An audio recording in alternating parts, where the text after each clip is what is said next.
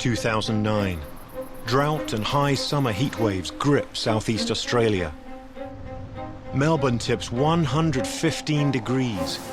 Searing winds sweep in from the outback. Conditions are set for a perfect storm, a firestorm.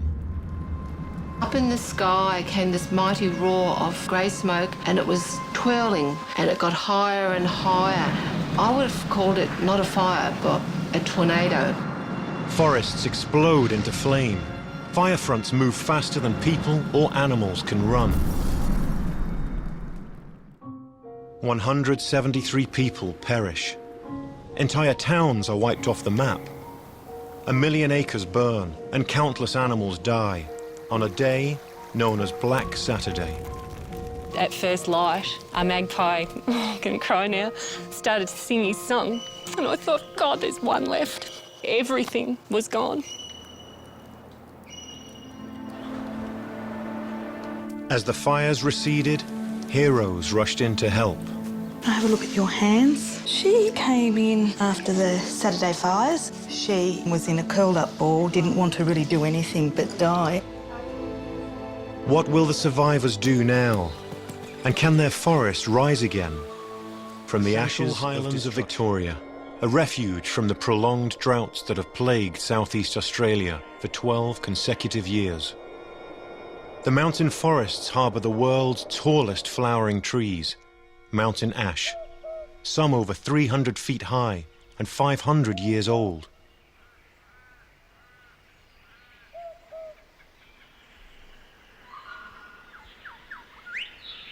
Animals like the brush-tailed possum depend on these and other eucalypts for nest hollows and for food.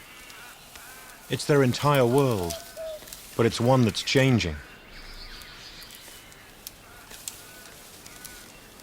6 months before the Black Saturday fires, the rains have failed again. Normally moist forest is drying out, but it doesn't stop the display of a very special bird. The superb lyrebird.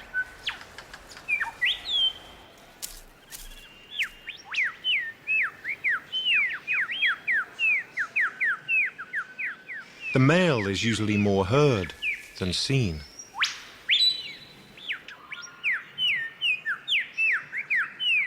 When one bird starts up, many others join in, each trying to impress the listening females. And they are remarkable mimics. The call is infectious, but this time the duet's from the real thing. Laughing kookaburras, the lyrebird's forest neighbours.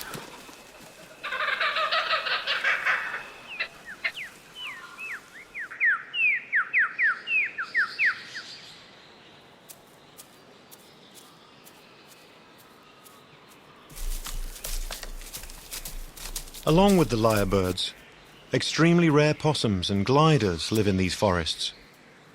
So with such a concentration of Australia's endangered species, it's not hard to see why this place is a natural laboratory for ecologist Professor David Lindenmayer of the Australian National University in Canberra.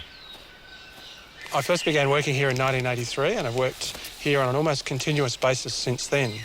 We've worked on all sorts of things. We've worked on possums, we've worked on fire, we've worked on forest development, worked on wilderness, on old growth. And part of the forest story is actually tying the pieces together to understand how the whole ecosystem works. It's clear to Professor Lindenmayer that a major fire hasn't been through this forest for many years, yet it needs fire to rejuvenate. The forest is actually deteriorating, which means a significant decrease in high-quality foliage for this swamp wallaby.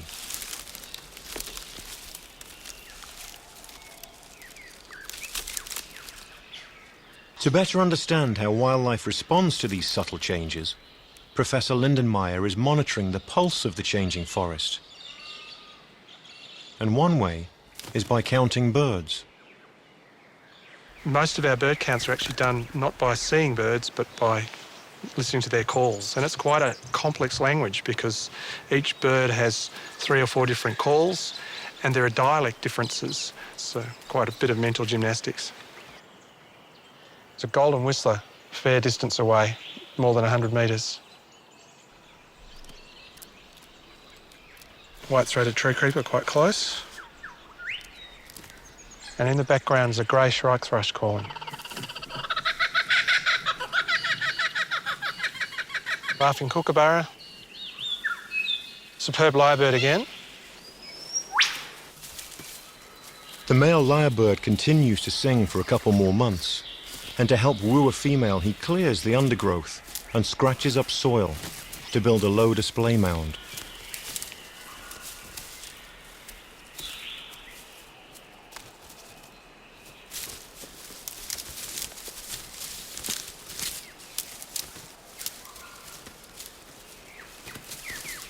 It's one of a dozen mounds he'll visit during the breeding season. But it's a ritual soon to be disrupted. Little do these birds know that they're preparing for their last performance in this forest.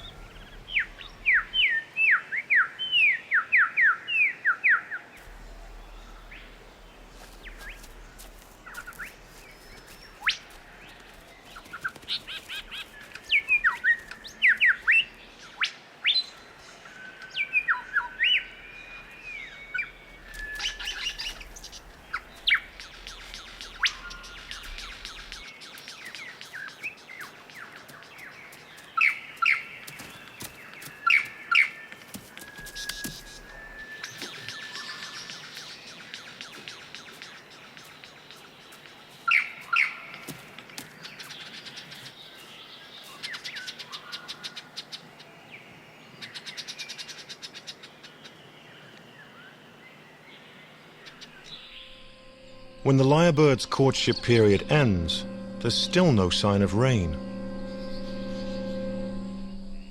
As spring turns into summer, heat waves grip southeast Australia. So far, the lyrebirds in their upland forest refuge are sheltered from the rising temperatures.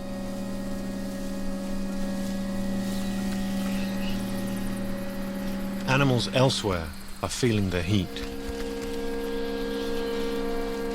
Flying foxes suffering from heat stress are dropping out of the trees, as are possums and koalas.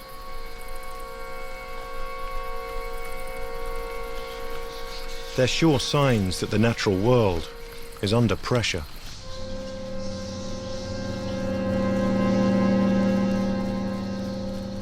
It's early February, and the heat wave is about to reach a disturbing climax.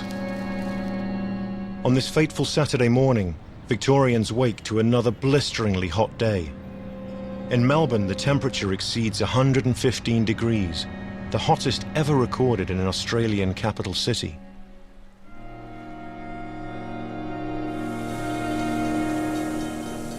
The relative humidity drops below 10%. The state is braced for the worst fire conditions in its history. The countryside tinder dry. By midday, scalding winds in excess of 60 miles per hour blow in from the arid outback. Vegetation is scorched, desiccated, and readily combustible.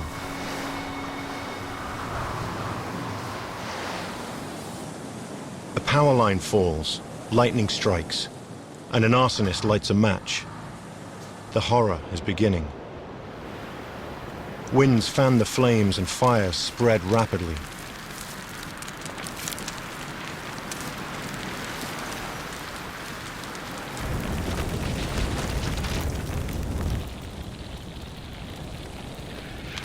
Spot fires from embers blown ahead of the fire front trap animals desperately trying to escape.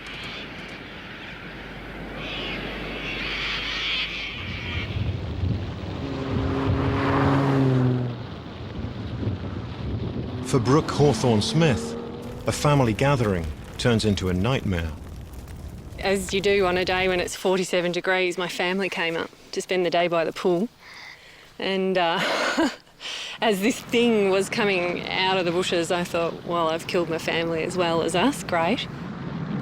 300-foot-high fire fronts move faster than people or animals can run and engulf the animal shelter run by Stella Reid.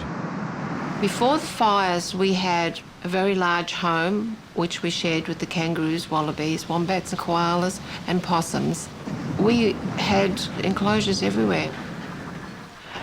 The fires did not leave one of those buildings standing, and not one creature survived. Up in the sky came this mighty roar of grey smoke, and it was twirling, and it got higher and higher, and it seemed to be pulling debris and dirt with it. I would have called it not a fire, but a tornado. You think you know what a fire's going to be like, and the little flames along the ground and up the trees. The thing that struck me as you could see it coming was the trees just going boof.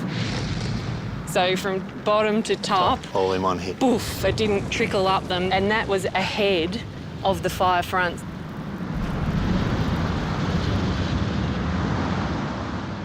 Volatile eucalypt oils cause the trees to explode, but there are more horrors to come.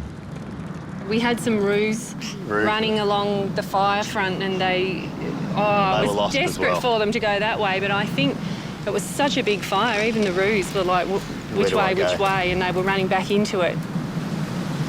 400 separate fires rage across the state. The change in wind direction turns the flanks of bushfires into massive fire fronts that burn some 5,000 degrees at their core.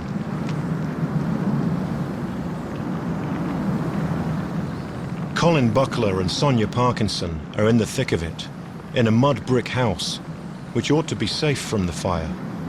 We tried to leave. We come across the whole valley halfway down Ninks Road with a 100-metre flame wall coming up and blocked us in.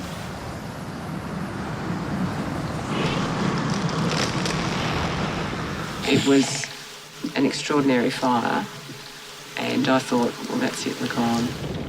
The flames were coming above us through the floorboards, and they were either side of us.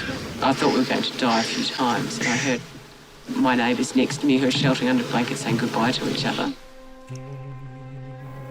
On Black Saturday, 173 people die. Entire towns are wiped off the map. More than 1 million acres of forest burn, and countless numbers of animals perish. If I think back at that time,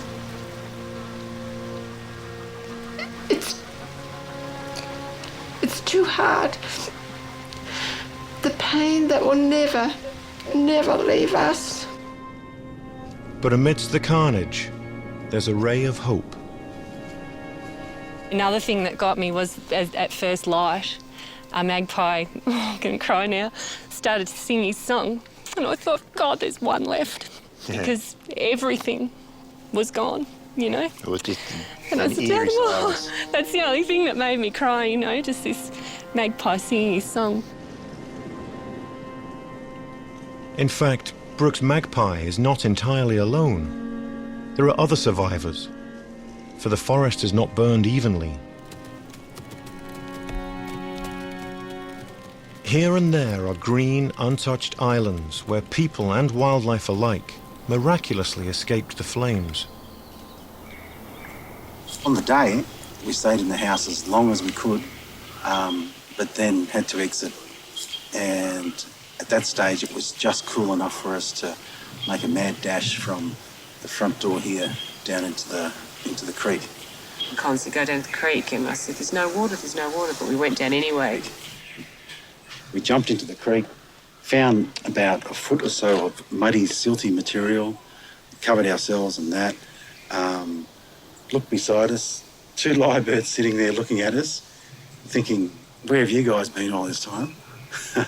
And then all of a sudden, within maybe a minute or two, there was a huge gush and rush of this water that came down, and maybe the fire had passed and water had started running again out of the spring. But that was nice. The lyrebirds looked at us and seemed to welcome us. They weren't concerned about us whatsoever. They were just sitting tight and just waiting like us.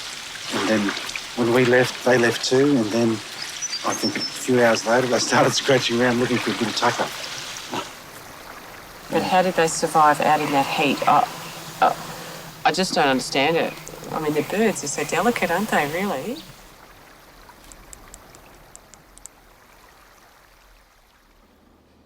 At first, hope is hard to come by in this burned and blackened wilderness.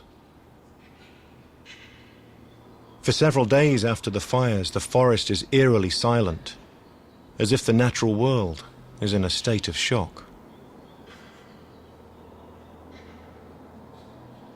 But as time goes on, dispossessed wildlife begins to return. Kangaroos find food and water in short supply. They mill about bewildered, stressed and dehydrated. This echidna probably hid inside a hollow log. It sniffs for ants and termites that lived through the fire in nests deep underground.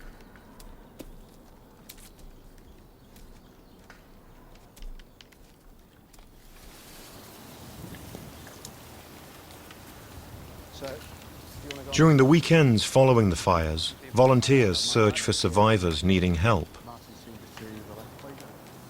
We'll take half the team into the area where the possums are in the tea tree. The other team will come with me and we'll head into the grass area. Because you've got a bit of cover and a lot of vegetation coming through, it's a perfect place for swamp wallabies. About 5 minutes.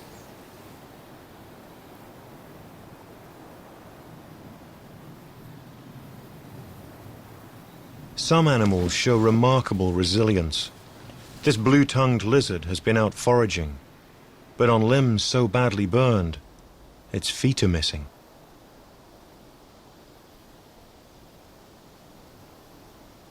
The lizard and many other rescued animals need the healing skills of senior vet Rupert Baker from the Wildlife Health Centre. So we're going to see some koalas at Liz George's place. She's a local wildlife carer. She's really good with koalas. Liz George and the team from the health centre receive many animals with severe injuries, but only half of those rescued can be nursed back to health.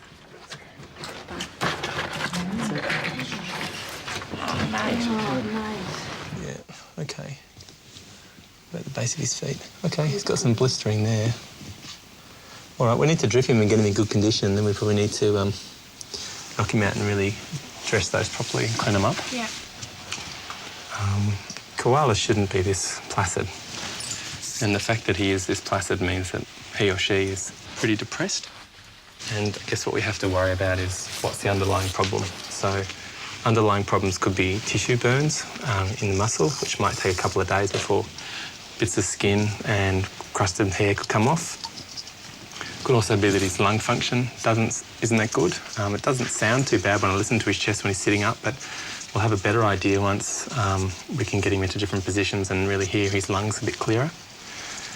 And I guess the other thing that can happen is we can have problems with eyes. So the eyes look really clear, there's no inflammation around that, but we'll stain them just to be sure a little bit later and start medication if we need to. Okay, so we're running in for that chat. Okay.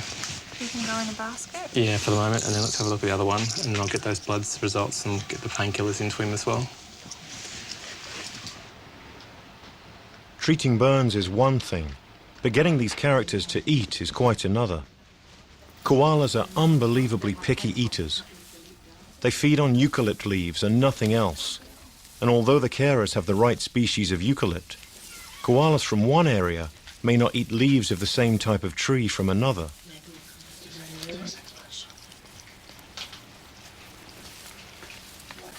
This time, they seem to have got it right.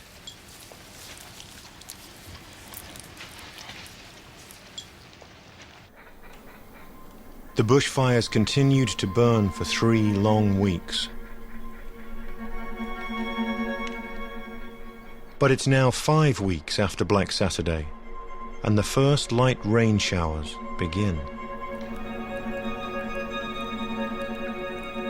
And with the rain comes the first miracle. The trees are not dead.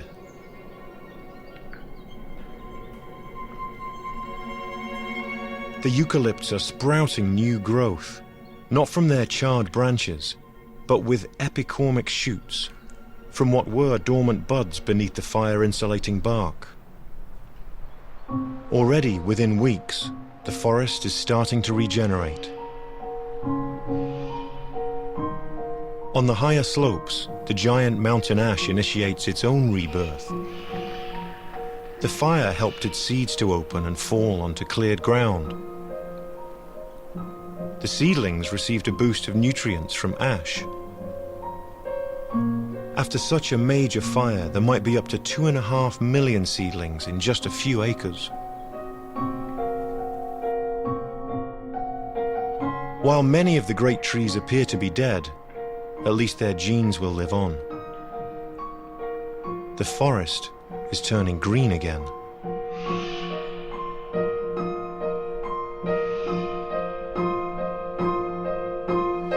Seven weeks later, the wildlife hospital is receiving far fewer animals than expected. The fires must have been too hot and too fast. Though next in for treatment is an echidna that just scraped through. We assumed that she either buried down and the fire went over the top of her, or something actually fell on her. It was quite a deep burn, so you can see some of the quills have melted, so they're a bit like candles. You can actually see there's a couple of new quills coming through. Because they have the quills, we can't put a proper dressing on, so we're using a gel that keeps the burn moist. We've been doing this every second day. They're doing a lot better than when they first came in. They were on quite a lot of pain medication when they first came in, but they're tolerating the dressings quite well now, and they're eating well and they're happy. While many echidnas hunkered down, the full force of the fires all but wiped out tree dwellers, like possums and gliders. Somehow this greater glider came through. As a member of a highly endangered species, his recovery has a lot riding on it.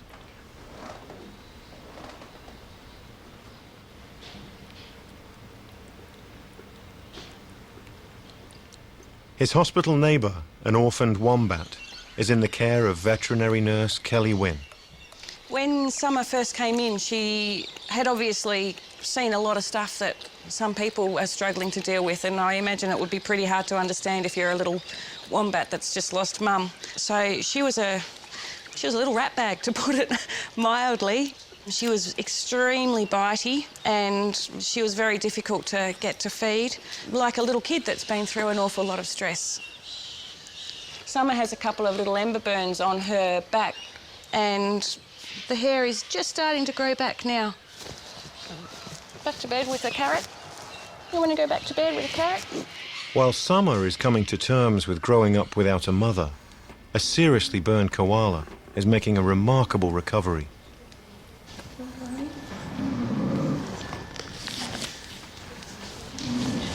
Okay, we'll just take the bandages off her feet now. Like most koalas, their hands and feet is what gets burnt as they're trying to run away. And all she's got left is these two little wounds on the tops of her feet. So she's had bandage changes every 2 to 3 days for about 5 weeks. It's been a long journey and she doesn't need any more bandages on them. The koalas go to recuperate at Liz George's home. But even though the vets can heal their bodies, a traumatised mind is less easy to mend. She came in about a week after the Saturday fires and she had superficial burns to all fours. Okay, can I have a look at your hands? Let's have a look. Well, they're looking better, aren't they? Hey? Not as tender. She was also dehydrated and so her kidneys were compromised, which is potentially fatal for koalas. So if they go into kidney and renal failure, there is absolutely nothing you can really do about it. But in her case, we got it in time. No. I'd like you to have some. No. Come on, down the hatch. Now you've got the taste, haven't you? She really didn't want to live and was in a curled up ball, didn't want to eat leaves and didn't want to really do anything but die. She's actually been burnt all over. A koala coat doesn't normally look like that. The radiant heat has caused that and fire. So it's matted and it's coarse. All her whiskers are gone. They're only just coming back now. Even though they're solitary animals in a hand-raising situation, they are better if you can do it with an animal of similar age, and it's better for the animal long term that they don't have such a strong relationship with the carer. Yet it's the carers who spot that the trauma is much deeper than anyone expected. We had a massive storm the other night, and the fire-affected ones were really distressed. They could hear it coming, and I hadn't seen that before in koalas. Storms usually are not a problem. While the rescued animals are coming to terms with what nature threw at them, out in the forest, the renewal is becoming more obvious.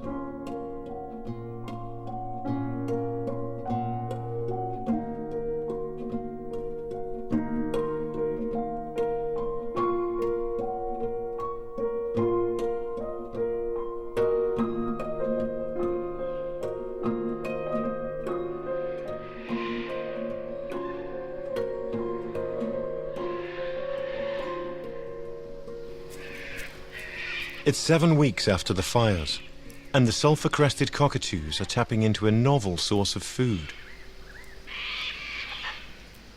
They're nibbling on burned twigs, for inside are the cooked remains of wood-boring grubs. Something has also transformed the forest floor. Fire moss. It hasn't been seen here for many years, but with abundant light and little competition, it flourishes, one of the first colonizers, along with liverworts and fungi.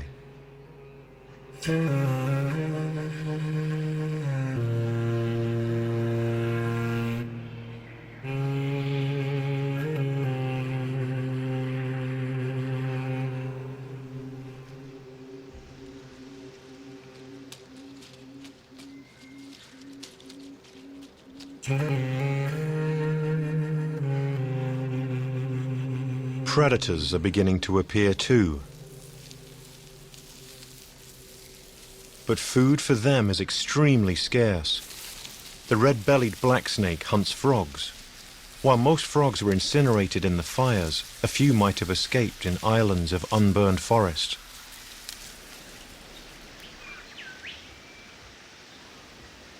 The snake has little to fear from the well-camouflaged frogmouth. It feeds on insects. Or the peregrine, not a forest resident, but one of the first birds of prey to move into this more open habitat to hunt birds. The frogmouth's here because the insects it eats have survived on the unburned ground.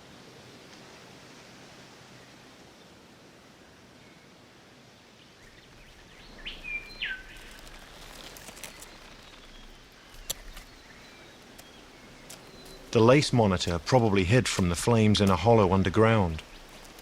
But after such devastation, this forest is providing it with little food. It's nearly 12 weeks after the fires, and the koalas are ready to leave. Come on, cranky duds. Let's do it. Oh, face. That wasn't very nice. You remember from yesterday, don't you? Nina is also a particularly wild animal, which is great, but in her case, it comes at a bit of a cost. It's harder to actually treat them.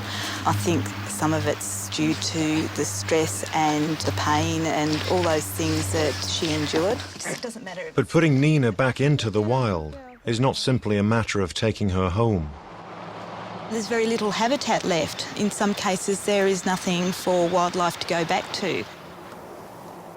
The last 6 weeks, I've been looking, probably 4 or 5 trips up here to try and give her koala food species that are going to be palatable for her.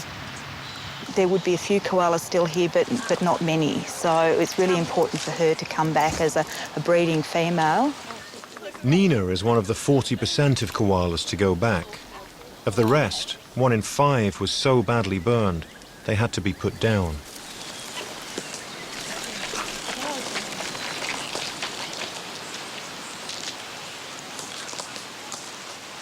Through Liz's care, Nina has a second chance to live a normal life in the trees. It's late autumn. 4 months since bushfires tore through these forests. With winter looming, concern is mounting for the endangered leadbeater's possum. The world population of fewer than 3,000 was scattered through the Central Highlands before the fires, and now half of their known range has gone up in smoke. Joanne Antrobus with Parks Victoria works on the recovery program. Before the bushfires, we had 30 nest boxes installed at Lake Mountain. Of those 30 boxes, 22 were totally destroyed by the fires, 6 were badly damaged, and only 2 survived intact. We were able to confirm that 6 animals had survived the fires, but we were very concerned about their welfare, particularly over winter and during the snow season, given we're in alpine conditions. So we decided to supplementary feed the animals over winter.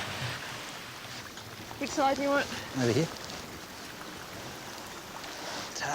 And to do this, they're setting up feeding stations in the trees.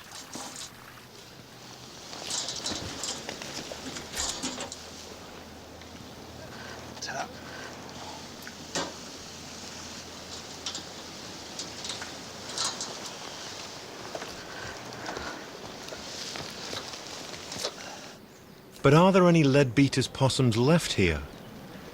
To check for survivors, the recovery team is installing night vision cameras to watch the feeding stations and nest boxes.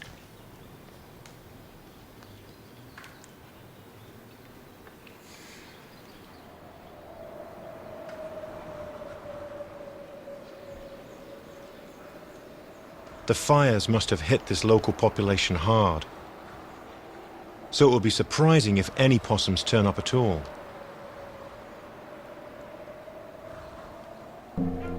But here they are.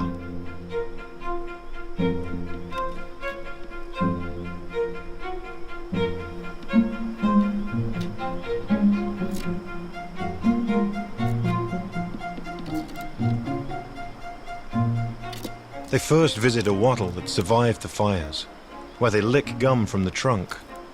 It makes up about 80% of their energy intake. And there's plenty of activity at the feeding station, with possums coming and going all night. But the news is not all good. In this area, only 2 families survived. Fewer than 10 animals out of the 300 that lived here before the fires. A mouse-sized antechinus has taken over the feeding station.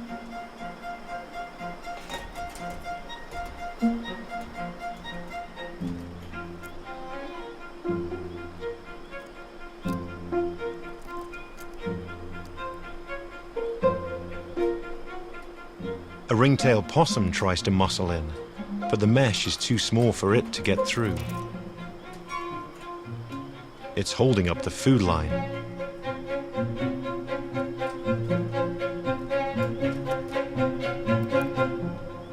With over 95% of the leadbeater's population here lost to the fires, these survivors need all the help they can get if numbers are to increase again. Here, a leadbeater carries some nest material in its prehensile tail. Over the following months, video pictures show that at least this small but vital population of leadbeater's possums is likely to survive the winter.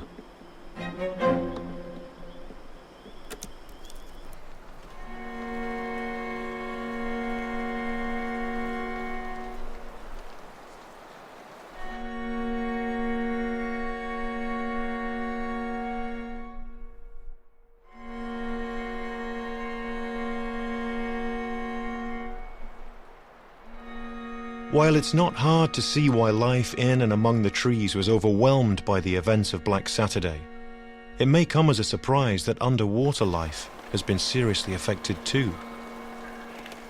Battling to survive here in the wake of the fires is another extremely rare creature, the barred galaxius, a small fish on the brink of extinction.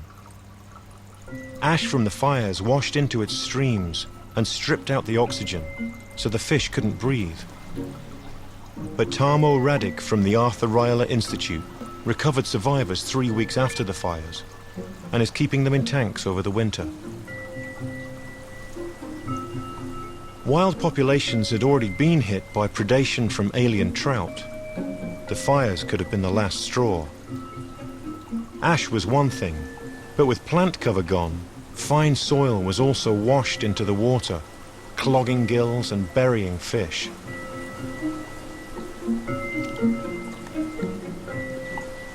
Most of those rescued are older fish. As the fires passed over creeks, the youngsters were less able to handle the rising water temperature and died.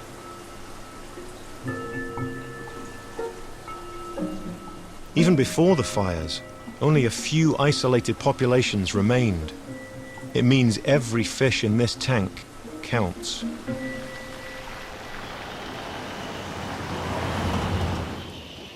"8 months after the fires, and upland streams have cleared, so fish can be returned.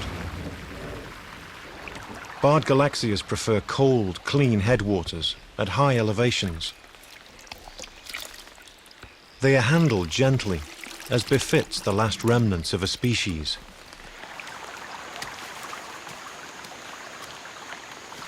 This humble ceremony is the culmination of months of intensive care. Tarmo Radic has given this handful of barred galaxias a fighting chance to survive.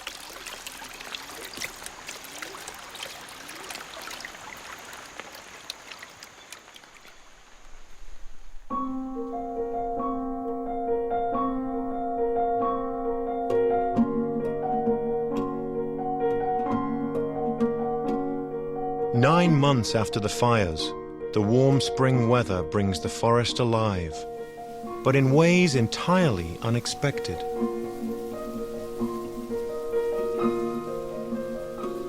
Grass trees normally grow at 4 inches a decade, but ethylene in the smoke has stimulated them to shoot up at 4 inches a week.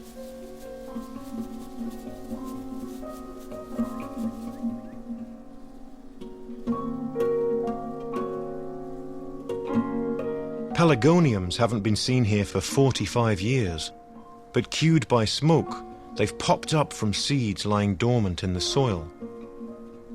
They'll not be seen again until the next fire. First smoke, and then a more open habitat, have stimulated spider orchids to grow in greater profusion. Changes in soil chemistry, including the nutrients from ash, stimulate extra flowering of hair orchids.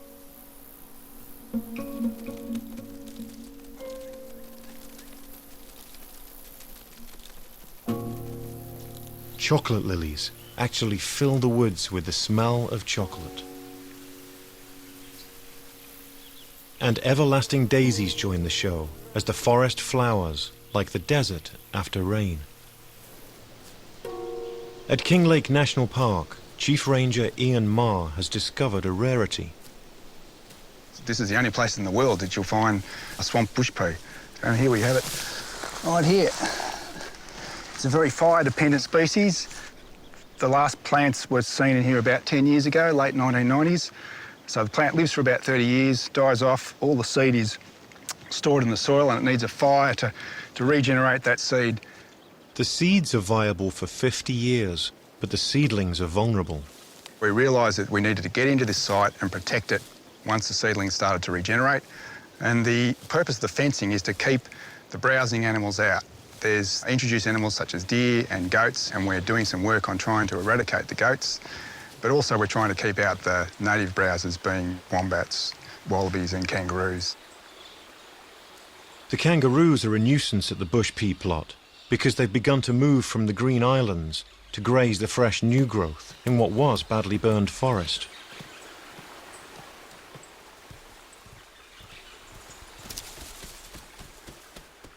Temporary visitors like the peregrine still have room to hunt.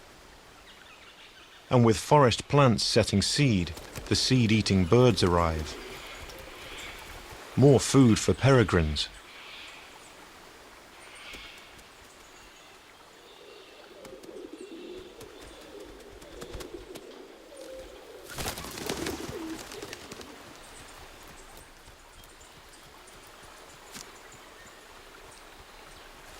The peregrine is not suited to a dense forest setting. so it'll stay here for no more than 5 to 10 years, until the canopy closes again, and then move on.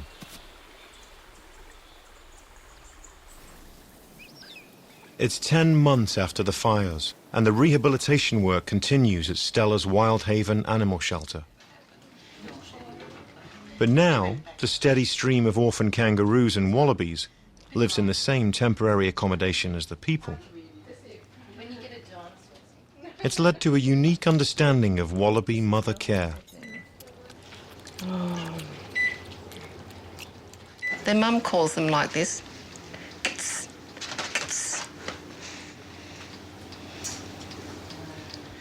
That is how you call a wallaby when there's danger. Peekaboo.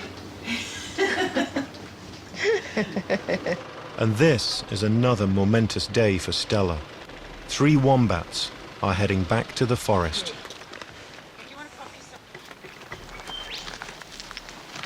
It's a way to get down a hill, isn't it, sweetheart? With a little friend.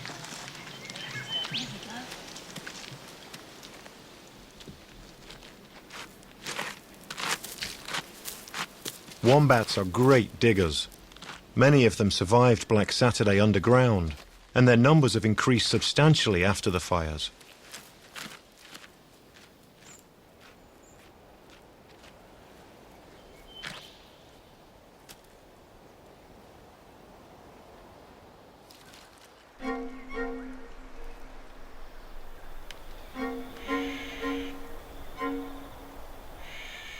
As the plants in the forest continue to re-establish themselves, the prospects improve for more of the animals living here too. Though the open canopy means the prospects for some are more attractive than for others. Bird predators still have an advantage.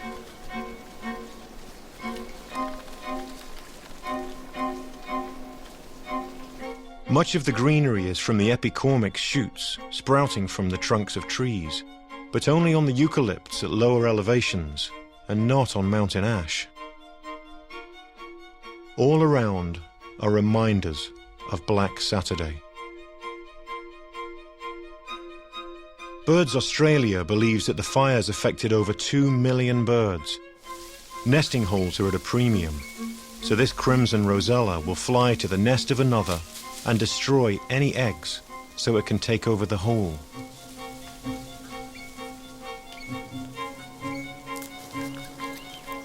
Many of the rescued koalas are doing well and reintegrating successfully back into their former forest life, the epicormic shoots providing ample eucalypt leaves. It's now nearly 12 months after the bushfires, and the mixed eucalypt forest is looking healthy, a stark contrast to the adjacent stand of mountain ash. These ancient giants, some hundreds of years old, are bare, likely killed by the fire.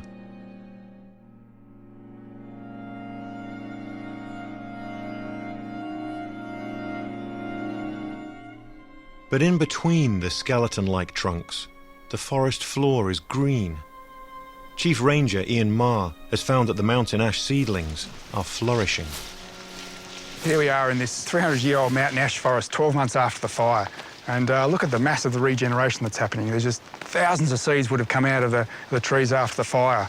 When we came here 2 months after the fire, we measured roughly about 200 seedlings per square metre.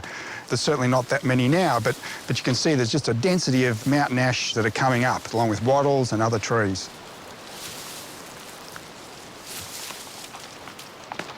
Look at this amazing piece of bark coming off the tree. It's like the tree losing its skin, and it's a big old giant skeleton. And this tree is going to be standing for another 60 to 100 years. It'll take that long before it decays back down into the ground again. But the forest has another surprise in store. Mountain ash, as we've seen, are supposed to survive bushfires through their millions of seedlings. But there are green epicormic shoots on the upper branches of some trees, where they shouldn't be. These giants are not dead, after all. It's something Professor Lindenmayer has never seen before. That's fantastic. That tree is resprouting. That is not supposed to happen in these trees. It's not supposed to happen. I think that's fantastic. So here we have a wonderful tree that's possibly going to survive. So this giant lives on. And there are even more encouraging signs of recovery. Here we have Myrtle Beach, or Antarctic Beach. You can see it even here. Look at this, all around the tree. And there's even been a mountain brushtail possum here leaving its calling card. See the little possum poos everywhere.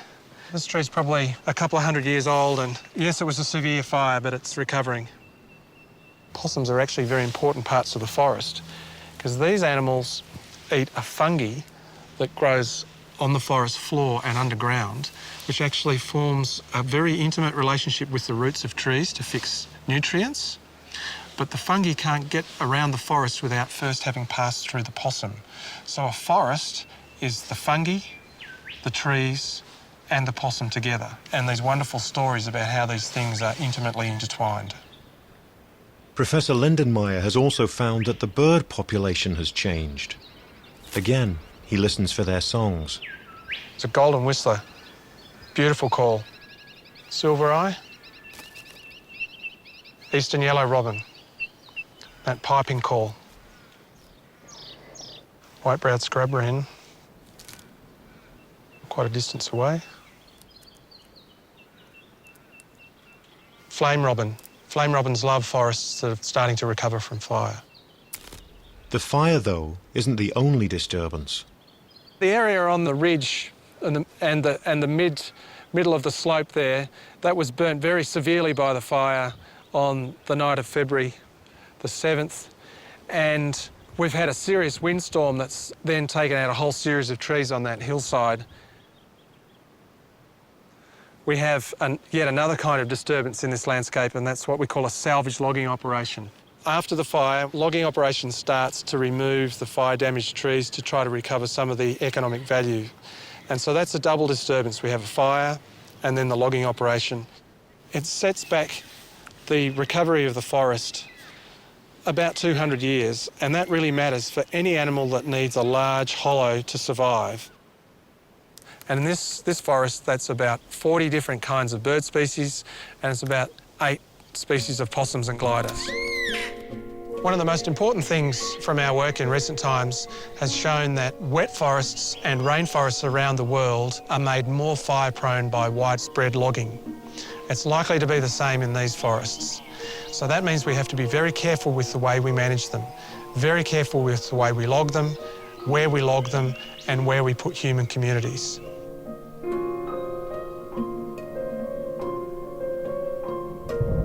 It's 12 months after the fires, and heavy summer rain is set to break 12 years of drought. With it come the frogs. Numbers have been dramatically reduced, but survivors are spreading out from the green, unburned islands. It's as if the entire forest breathes a huge sigh of relief.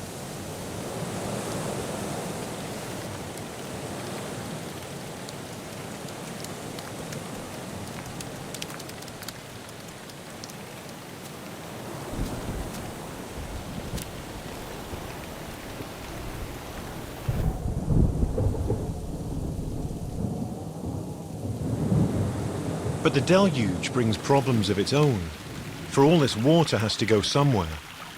With plant cover still much reduced, soil washes away to streams and rivers unchecked. Huge quantities of soil are on the move, and it's likely to be unstable for the foreseeable future. For now, though, the rain has broken a post-fire water shortage. For regenerating plants use more water than those in a mature forest. It all means this forest is on the mend. The natural order is slowly returning. The trees have miraculously survived, and the forest is green again.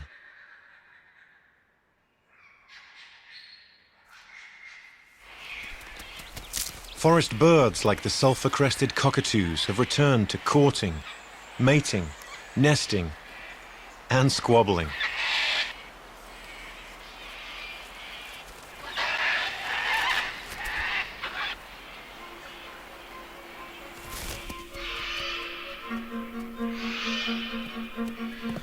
During the next couple of years, all the marsupials, kangaroos, wallabies, and rarities like the leadbeater's possums are likely to be breeding again. New pens are appearing at Stella Reed's animal shelter, where patients continue to be nursed back to health.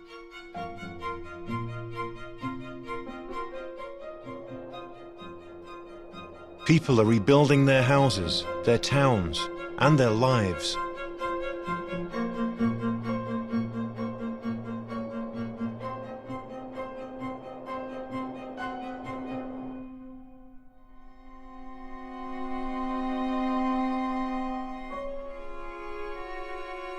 Fires, though, are a natural process.